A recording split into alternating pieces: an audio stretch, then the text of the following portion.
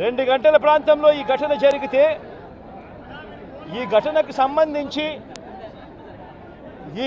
సంబంధించి జరిగిన వివరాలను ఒక్కసారి గమనిస్తే ఈ ఘటనలో ప్రభుత్వం స్పందించకూడదు అన్న తాపత్రయము ఎక్కువగా కనిపిస్తూ ఉంది. ప్రభుత్వం 17 మంది చనిపోతే ఈ ప్రభుత్వం మొట్టమొదటగా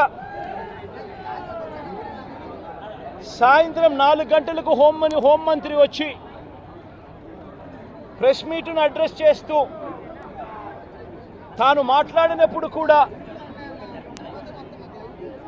సహాయానికి సంబంధించి పర్యవేక్షించడానికి తాను అనకాపల్లికి వెళ్తున్నాను అన్న మాటలు వాళ్ళ నోట్లో నుంచి రాలేదు.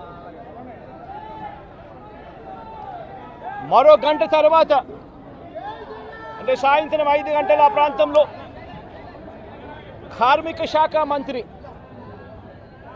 ఎవరి పరిధిలోకి వస్తుందో, ఈ డైరెక్టర్ ఆఫ్ ఫ్యాక్టరీస్ అనేది ఎవరి పరిధిలోకి వస్తుందో ఈ కార్మిక శాఖ మంత్రి కూడా ప్రెస్ మీట్ పెట్టి ఎంతమంది చనిపోయారో తెలియలేదు అన్నాడు.